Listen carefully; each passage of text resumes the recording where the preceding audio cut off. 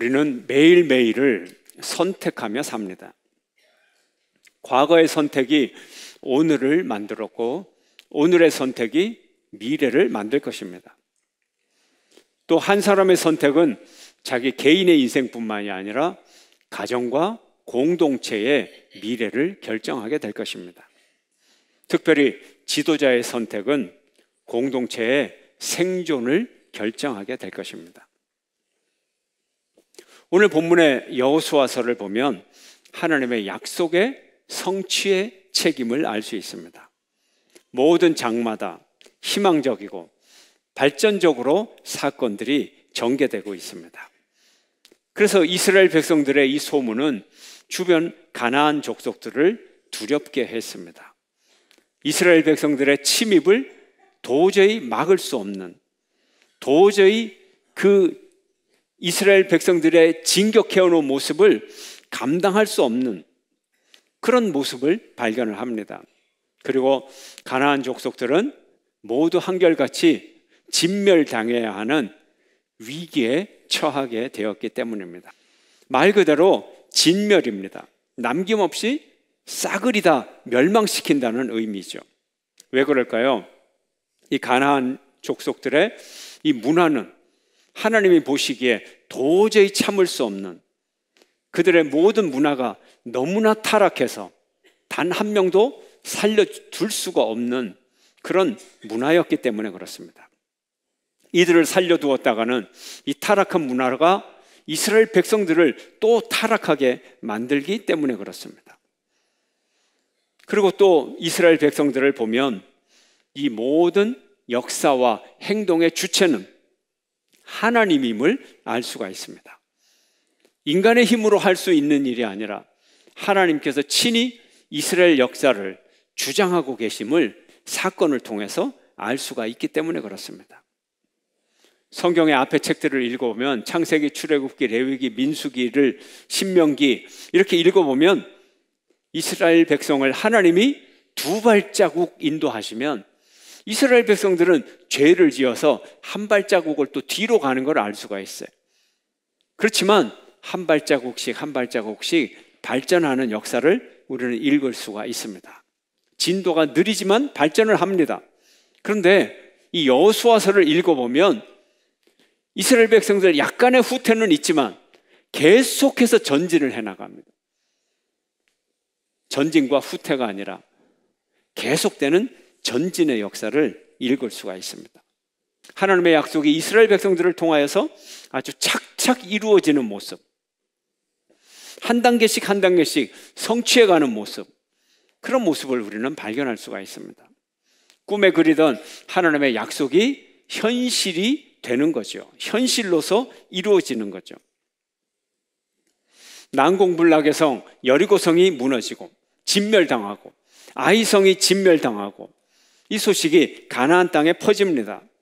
가나안 족속들은 두려움에 떱니다.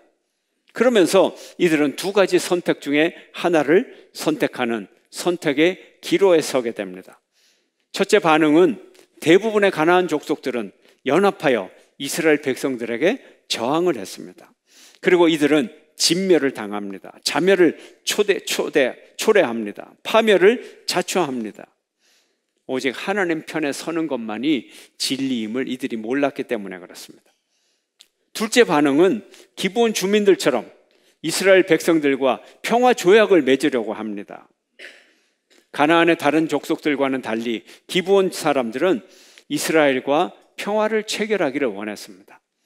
바로 그 장면이 오늘의 본문의 장면인 것입니다.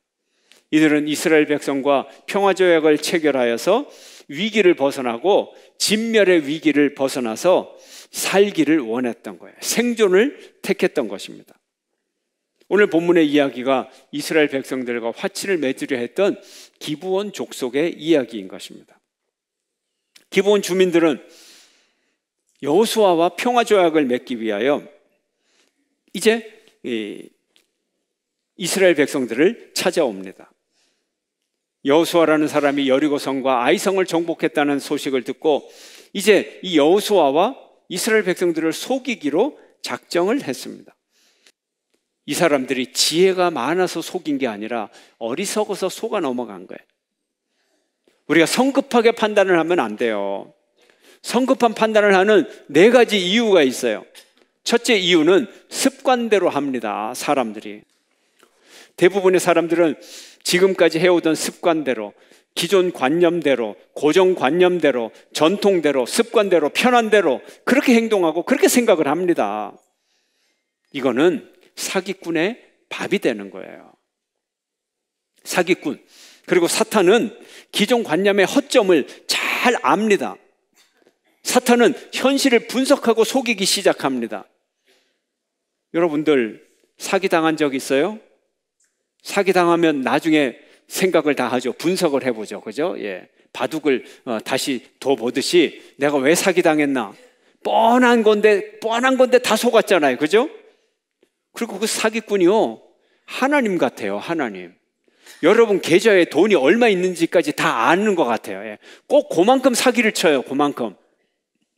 사기 당해본 사람은 꼭 그렇게 느껴요. 아니, 이 사람이 내 구자를 어떻게 알았지? 꼭 왜 그만큼 사기를 쳤지? 왜요?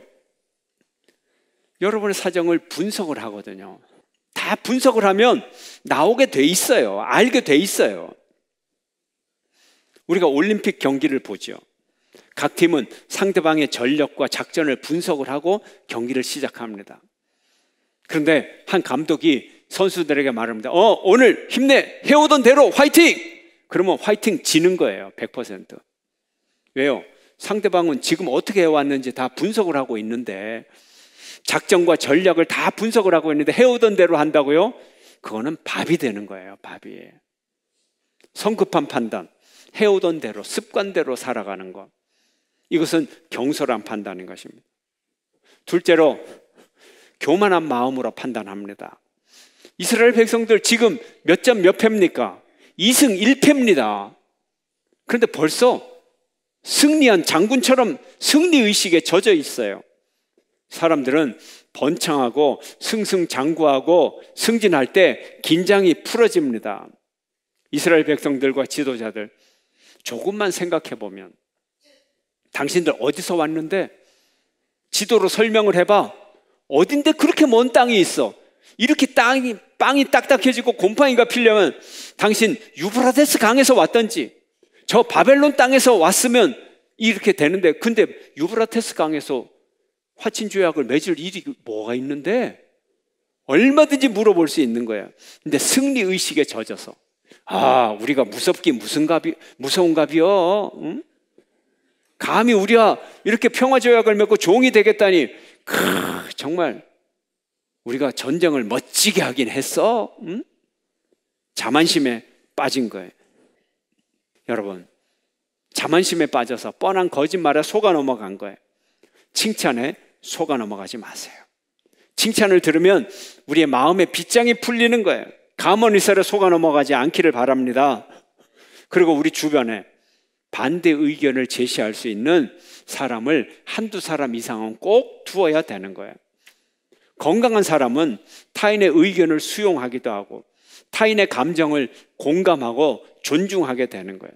다른 사람의 관점을 나의 판단에 적용하고 존중하고 받아들이는 거예요. 왜요? 내가 잘못될 수 있으니까. 그런데 승리감에 젖은 사람은 자기가 항상 올바르게 생각하고 자기의 행동을 반대하면 그 사람을 징벌하고 그 사람을 무시하고 이렇게 되는 거예요. 객관적인 자료나 타인의 의견을 무시하게 되는 거예요. 승리의식에 젖으면 안 되는 거예요. 겸손한 여러분이 되시기를 축원합니다. 셋째 잘못은 현상만 보고 판단할 때 잘못 결정하고 경솔한 판단을 하게 되는 것입니다. 사람들은 외모에 속아요. 기부온 사람들이 떨어진 옷을 입고 떨어진 가죽 부대와 곰팡이 핀 빵을 가지고 왔을 때 외모만 보고 속아 넘어갑니다. 이들이 멀리서 온 사절단처럼 그렇게 보였습니다. 그러나 이것이 한마디만 던졌어도, 당신의 나라가 어느 나라요, 어느 곳이요, 한마디만 던졌어도 다 해결되는 문제를 외모 보고 현상만 보고 판단하여 경솔한 판단을 하게 되었던 것입니다. 네 번째 경솔한 판단, 결정적인 이유가 있어요. 하나님께 묻지하고 판단하면 경솔한 판단이 되는 것입니다. 이들은 하나님께 물어보지도 않고 기브온과 평화조약을 체결합니다. 자신들의 판단력을 과신했어요. 아이고, 이건 기도할 것도 없어. 너무나 당연한 건데 외모를 봐, 꼬라지들을 봐, 뻔하잖아? 이렇게 생각을 했던 거예요. 그러나 오늘 본문 14절 15절 함께 읽어보겠습니다. 시작. 무리가 그들의 양식을 취하고는 어떻게 할지를 여호와께 묻지 아니하고 여호수아가 곧 그들과 화친하여 그들을 살리리라는 조약을 맺고 회중 족장들이 그들에게 맹세하였더라. 아멘. 하나님께 물어보지도 않고 하나님의 이름으로 하나님의 뜻과 반대되는 조약을 맺습니다. 왜요? 그들을 살리리라는 조약을 맺었다는 거예요. 하나님의 뜻은 뭐예요? 가나안 족속을 진멸하라. 반대 결정을 하려면 하나님 결재가 나야 될 거 아니에요. 그런데 하나님께 물어보지 아니하고 하나님과 뜻과 반대되는 것을 맹세하며 하나님의 이름으로 조약을 맺었다는 거예요. 하나님께 묻는다는 게 뭡니까, 여러분? 하나님께 묻는다는 게 뭐죠? 두 가지 방법이 있어요. 첫 번째 방법은 제비를 뽑는 거예요. 이스라엘 백성들이 즐겨하는 방법은 제사장들이 제비를 뽑습니다. 제사장의 옷에는 흉패가 붙어 있어요. 흉패에는 12개의 이스라엘 백성들의 이 12지파를 상징하는 보석이 이름이 새겨져서 12개가 붙어 있어요. 근데 이것이 보석만 붙어 있는 게 아니라 뒤에는 주머니식으로 한 칸이 더 열려 있어가지고 이 주머니 속에는 2개의 제비가 들어 있습니다. 2개의 제비의 이름은 우림과 둠밈. 그래서 2개의 제비인데 하나는 예를 뜻하고 하나는 아니오를 뜻하는 거예요. 그래서 제사장이 하나님께 기도하고 하나님 당신의 뜻을 보여주십시오. 그럼 자기 흉패에 있는 주머니 속에 집어넣어서 제비를 하나 딱 뽑으면 그것이 이 예스 제비가 나오면 예스고 그것이 아니오라는 제비가 나오면 하나님께서 아니오라고 하신 걸로 알고 그 뜻대로 순종하는 것, 이것이 하나님께 묻는 거였어요. 이게 구약적인 방법이에요. 두 번째로는 하나님께 기도하는 것, 이것이 하나님께 물어보는 방법입니다. 기도의 사람 누구를 우리는 들 수 있습니까? 다윗을 들 수 있죠. 다윗은 모든 일마다 하나님께 기도했습니다. 전쟁이 나면 기도했습니다. 적군이 쳐들어오면 적군이 정말로 쳐들어올 겁니까? 기도했어요. 그리고 우리는 어떻게 해야 됩니까? 우리가 전투를 할까요? 기도했어요. 전투를 하라고 그러면 우리가 밤에 전투할까요? 낮에 전투할까요? 윗길로 갈까요? 아랫길로 갈까요? 하나님께 작전 명령까지 물어보았어요. 이렇게 하나님께 기도하는 다윗, 하나님이 그를 향하여 이는 내 마음에 합한 자다 그랬어요. 내 마음에 합한 자다. 요즘 말로 하면 무슨 뜻이에요? 내 마음에 쏙 드는 사람이다. 그렇게 얘기를 하는 거예요. 하나님께 쏙 드는 사람이 되려면 뭐 해야 돼요? 하나님께 물어봐야 돼요. 하나님께 기도해야 되는 거예요. 우리가 세상에 부모님과 자주 연락을 해야 부모님 마음에 쏙 들 수 있어요. 부모님과 커뮤니케이션이 되는 거예요. 우리가 하나님과 원활한 커뮤니케이션을 위해서 하나님의 마음에 드는 사람이 되기 위해서 우리는 자꾸 물어봐야 돼요. 자꾸 기도해야 돼요. 이것이 하나님을 기쁘시게 하고 우리가 성급한 결정이 아니라 우리가 신중하고 올바른 결정을 하는 방법인 것입니다. 기도하는 여러분 되시기를 축원합니다. 어려운 일이 있는데 왜 기도 안 하는지 모르겠어요. 중요한 일이 있는데 왜 기도 안 하는지 모르겠어요. 기도함으로써 올바른 결정을 내리는, 올바른 판단을 하는 여러분 모두가 되시기를 축원합니다. 이스라엘 백성들이 점령하는 이 지역의 주민들은 이스라엘이 정체성을 지키고 이스라엘이 생존하기 위해서 그들의 생존에 위협이 되는 가나안 족속들을 다 진멸하라 그랬어요. 살려두면 역사에 자꾸 갈등거리가 생기고 이스라엘 백성들이 생존하는데 너무 어려워요. 문화적으로도 타락하게 되지만 이 군사적으로도 이들이 무장을 하고 이스라엘 백성들을 전쟁을 하면 다 또 죽게 되는 그런 위험성이 있기 때문에 하나님은 이 가나안 족속들을 진멸하라고 한 거예요. 그렇지만 이스라엘 백성들은 기브온 족속들과 평화 조약을 맺었어요. 어떻게 해야 될까요? 이들은 평화조약을 맺었기 때문에, 맹세였기 때문에 이 기브온 족속의 성읍을 살려두어야만 했던 것입니다. 여기에 문제거리가 있게 됐어요. 살려두면 잠재적인 위협, 잠재적인 위험, 이렇게 남게 됩니다. 그런데 그리고 또 이 기브온 땅을 소유할 수 없게 됩니다. 여기에 문제거리가 생겼어요. 이스라엘 백성들이 나중에 이 사실을 알고 족장들을 원망합니다. 원망해요. 왜 그들을 살려두었느냐? 그들이 왜 이렇게 가까운 데 사는데 그들과 어리석게 조약을 맺었느냐? 책임을 져라. 그들을 진멸할 수도 없고 약속했기 때문에. 그리고 그들의 땅을 우리가 정복해야 되는데 정복을 못하지 않느냐? 원천 무효다. 백성들이 이렇게 주장을 했습니다. 기브온이 속였기 때문에 원천 무효고, 족장들이 속았기 때문에 원천 무효고, 잘못된 결정이니까 원천 무효다. 어떻게 되었을까요? 그러나 여호수아와 족장들은 이 약속을 지켰습니다. 그리고 하나님도 벌하지 않았습니다. 이거 신기하죠? 하나님이 인정했다는 거예요. 이 조약을 인정했다는 거예요. 그 이유가 무엇인가요? 그 이유는 이 평화의 조약이 하나님의 이름으로 맺어졌기 때문이라는 거죠. 그렇기 때문입니다. 19절 말씀 함께 읽습니다. 다 함께.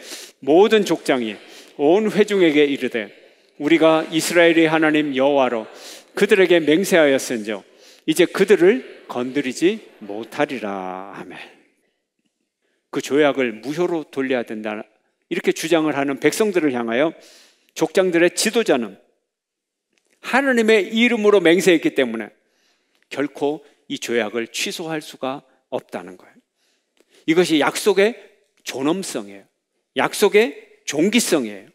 여호와의 이름으로 맹세했기 때문에, 여호와의 이름으로 맹세하는데 이것이 사람의 명분 때문에 이것을 취소한다면 여호와의 이름을 또다시 한번 더럽히게 되는 거예요. 그때는 진짜 하나님의 진노가 임하게 될 것이라는 거예요. 처음에 하나님께 묻지 않고 하나님의 인감 도장을 사용한 거 아니에요. 처음에 잘못한 거 아니에요. 분명히 잘못한 건 틀림이 없습니다. 그러나 상대방은 어떨까요? 상대방에게 하나님의 이름으로까지 맹세를 해놓고 이 맹세를 헌신짝처럼 뒤집을 수는 없는 거예요. 하나님의 이름으로 맹세했기 때문에. 하나님의 이름으로 거론된 이 맹세가 또다시 폐기가 된다면 하나님의 권위를 두 번 망가뜨리는 게 되는 거예요. 하나님의 명령을 실추하게 되는 거예요. 그래서 우리는 이 사건을 차근차근 생각을 해봐야 돼요. 하나님의 인감을 훔쳐서 하나님의 인감 도장을 허락 없이 찍었지만, 그러나 하나님의 도장은 도장이에요. 하나님의 이름은 이름이에요. 그래서 이건 권위가 있는 거예요. 이 도장이 가짜는 아니거든요. 그래서 이 계약은 유효한 계약이 되는 거예요. 그러나 하나님은 이 인감을 도용한 책임은 묻는 거예요. 이제 이해가 되시겠죠? 인감은 유효하되 하나님의 이름은 유효하되, 그래서 이 계약은 유효한 거예요. 그러나 너 왜 허락도 없이 찍었어? 그 책임은 물으신다는 거예요. 두 개를 별개로 생각해야 되는 거예요. 우리가 하나님의 이름을 너무 경솔하게 자꾸 거론하면 안 되는 거예요. 하나님은 역사 속에서 당신의 약속을 반드시 이루는 당신의 명예로운 이름이기 때문에 그래요. 어떤 분이 저에게 와서 이 남자 성도가 질문을 합니다. 목사님, 제가 군대에서 세례를 받았는데 그거 유효합니까? 그게 어때서요? 제가요 신자들 집합 그러는데 교회도 안 다니는데 쉬고 싶어서 집합을 했거든요. 근데 세례 받을 사람, 세례 안 받은 사람 손들어. 이 중에서 세례 받을 사람, 그러니까 또 다 따로 모이더래요. 그래서 자기도 혼자 있을 수 없어서 거기서 모였대요. 그래서 교회를 갔더니 목사님이 30분 동안을 설명을 해주고, 세례는 이런 겁니다. 설명을 해주고, 제군들 믿겠는가? 다들 또 예! 그래서 대답을 했다는 거예요. 그래서 제가 얼떨결에 군대 세례 신자가 됐습니다. 몇 퍼센트 유효합니까? 그래서 제가 100% 유효합니다. 이렇게 대답해 줬죠. 왜요? 이 세례를 베풀 때 누구의 이름으로 베풀었습니까? 세례 받는 사람의 이름으로 베푼 것도 아니고, 세례 주는 목사님의 이름으로 세례를 베푼 것도 아니고, 성부와 성자와 성령 하나님의 이름으로 세례를 베풀었습니다. 하나님의 이름으로 이루어진 일은, 그것은 진리입니다. 그것은 이루어지는 것입니다. 아멘. 다만 그 성도가 믿음이 좀 부족해서 그 세례의 의미를 나중에 깨닫게 되는 거예요. 세례의 의미를 알겠습니까? 예, 압니다. 바로 그 의미가 당신이 군대에서 세례 받을 때 당신께 이루어졌습니다. 제가 이렇게 설명을 해드렸어요. 하나님의 이름으로 그 자체로 된 것은 변함이 없는 거예요. 권위가 있는 거예요.